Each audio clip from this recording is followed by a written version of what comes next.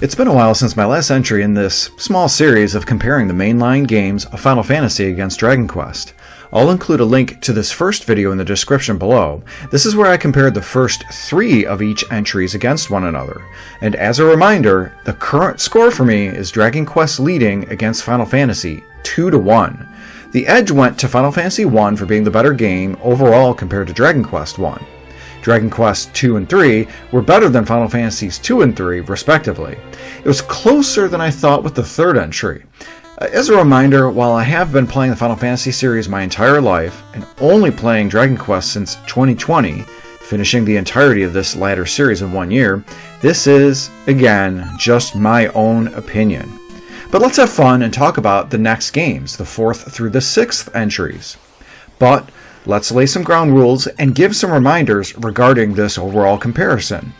So, for some region specifics, I am comparing Final Fantasy games designated by their standard numbering against the same for Dragon Quest. For example, you'll see video from Final Fantasy IV, but it was released as Final Fantasy II on the Super Nintendo originally in the United States. This is just like how Final Fantasy VI was the 3rd entry in the series to release in the US. The 5th entry never made it originally on the SNES in the US. It finally released in the US in 1999 on the PS1. I will refer to games as Dragon Quest, not Dragon Warrior. And this is important because Dragon Warrior was the original name for the Dragon Quest series of games as they were released in the United States. This, of course, was due to copyright, which expired when the 8th entry released in the US as Dragon Quest VIII in 2005. Do note that Dragon Quests 5 and 6 also, in this video, were not released in the US on the SNES either. They were finally released for the first time here in the US in 2009 and 2011, respectively. Also, regarding one major rule in my series-to-series comparison, I am throwing music out the window in this comparison. This is because I feel that Final Fantasy games' music is scored to many more varied environments than Dragon Quest games tend to be. Therefore, the former has the benefit of a potentially more diverse sounding soundtrack than that of the latter. By not counting music, this also helps to sidestep any issues that have since appeared regarding Dragon Quest's composer Koichi Sugiyama and his controversial political views. Finally, I also feel nostalgia could taint my viewpoint in a number of ways regarding music, and nothing drives these feelings more than the game's soundtracks themselves. Listening to one series' music for 30 years versus just 3 for the other weighs too heavily in the former's favor. Both games' series continue my primary discussion point of innovation versus tradition. Does Final Fantasy's continued innovation help it to be the better game, or is it Dragon Quest's stance to provide a traditional game very similar to its previous counterparts? Starting our first comparison, we have Final Fantasy IV against Dragon Quest IV. Fans of either series will tell you that these are very heavy hitters for them. But in my opinion, it is Final Fantasy that will get the point here for a number of innovations that it made with this respective entry. Squaresoft was working on the 4th entry for the NES, but decided to scrap the idea and develop it for the SNES instead. Doing so, they were able to take advantage of a higher color palette and especially a more robust system of sound. The biggest development for the series was implementing the ATB, or Active Time Battle system, for the random encounters and boss battles. No longer did the player select all the commands for the characters like the first 3 entries. The player's characters had a meter that filled up, which would allow the player to select a command for the character to act upon. This also applied to the enemies as well, and it is this system that followed the series all the way through Final Fantasy IX in 2000, as well as other games like Chrono Trigger. Comparing this to Dragon Quest IV, Enix still released it on the NES. It's important to note that the 4th entry released February of 1990. That's 9 months before the release of the SNES, or Super Famicom, in Japan. Should Enix have delayed the game or released it upon the SNES release in Japan? It's hard to say, but this 4th entry does look very similar to previous entries of Dragon Quest. It also employs the same battle system, although the player is allowed to change party members with the wagon once this becomes available at that point in the story. If we compare the best and most recent versions of both games, which is the Pixel remasters for Final Fantasy and the mobile iOS version for Dragon Quest, I feel like it ends up being much closer, with the edge still in Final Fantasy IV's favor. Story-wise, Final Fantasy sees the player control Cecil, the Dark Knight from Baron, on the road to redemption. During his journey, he parties up with a number of characters that have fixed job classes, such as Yang the Monk and Rosa the White Mage. It's this story that I also believe helps to top Dragon Quest IV, as the latter sees the prophesized hero not really fully playable until the final 5th chapter of the game. The first 4 chapters see various characters be introduced, such as Princess Alina, the tomboy monk, and Kirill, the white mage, priest. Each character completes their own journey, which all end up pointing to the prophesized hero who must defeat a great evil. Overall, it felt like there was greater character development in Final Fantasy, as Cecil was able to shed his darkness and obtain radiant light through his actions. Dragon Quest Century gave the greatest development to the main villain by giving an honestly good reason for his actions. One annoying part for this Dragon Quest Century was the start of every chapter with level 1 characters and having to grind from nothing 5 times in the game. While again, I'm giving the point to Final Fantasy IV over Dragon Quest IV, these are phenomenal games. I'd give Final Fantasy IV 9.5 out of 10, whereas Dragon Quest IV, to me, would be an 8.5 out of 10.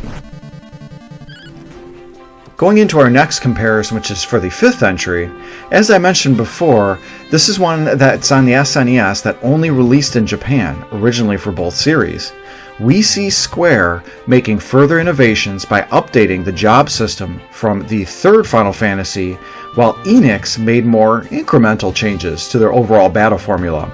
And I'm using incremental here loosely for Dragon Quest V. Yes, it's the same turn-based combat with enemies facing forward, but party members change throughout the game. This is partly due to the story, similar to how Final Fantasy IV worked, but also partly due to the monsters that the hero can get to fight with him.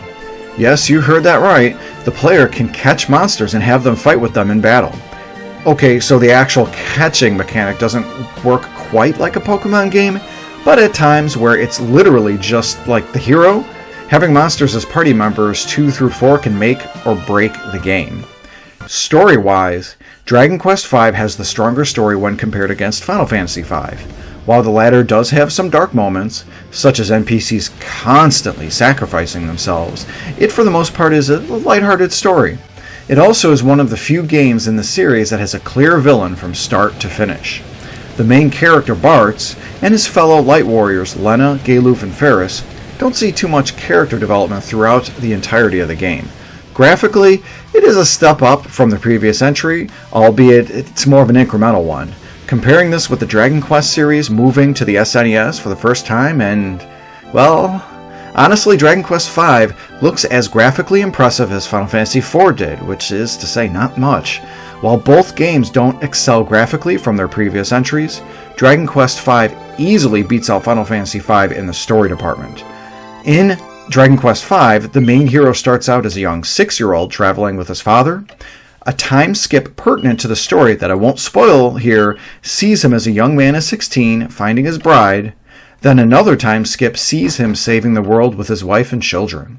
There's an immense amount of story beats that are heartening, heartbreaking, and just amazing overall in Dragon Quest V. Not to say there aren't in Final Fantasy V, but Dragon Quest has it easily beat.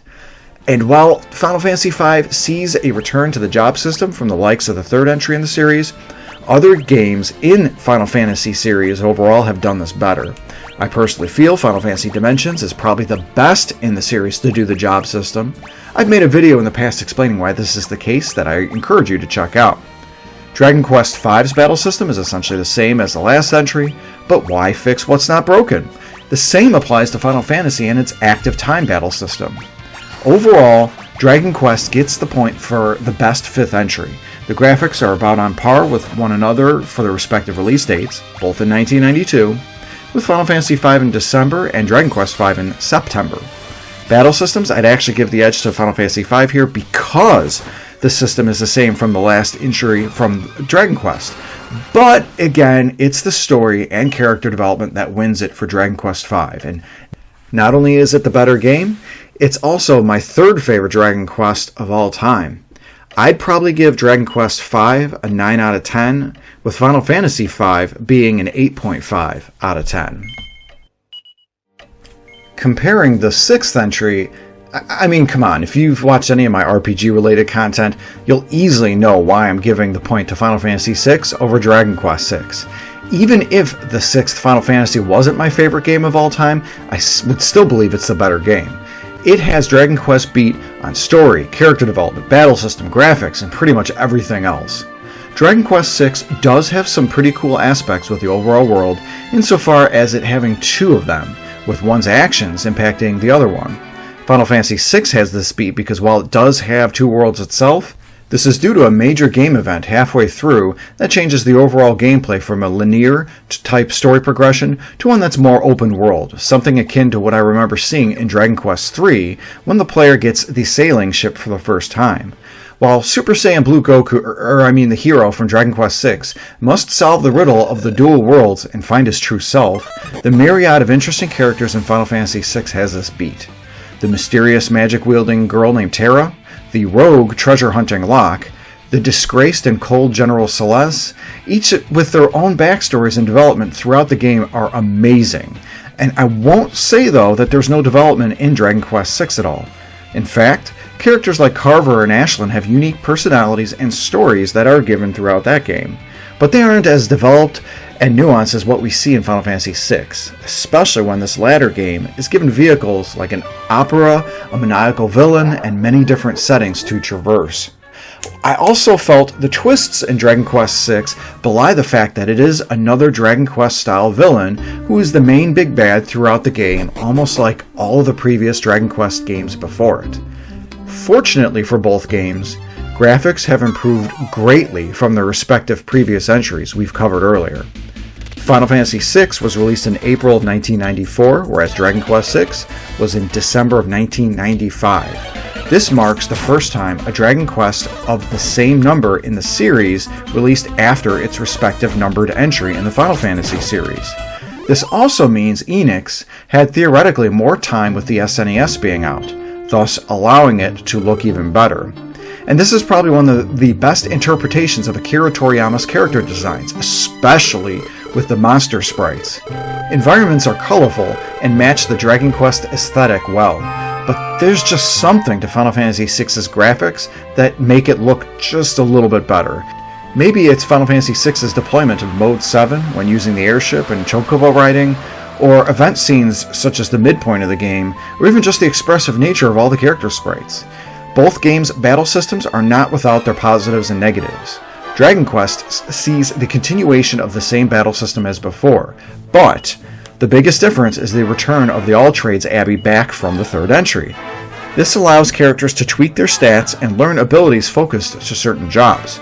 The annoying aspect about this is that every battle only counts as 1 point to learn abilities, and some monsters, in completing their respective battles, don't even count towards this meter, if they're too comparatively weak to the party. The edge goes to Final Fantasy in this comparison.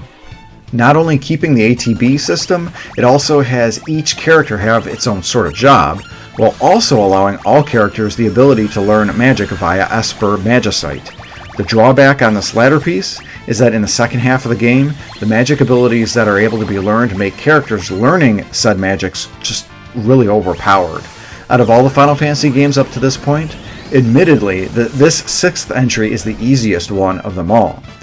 But obviously, I'm going to rate Final Fantasy VI a 10 out of 10.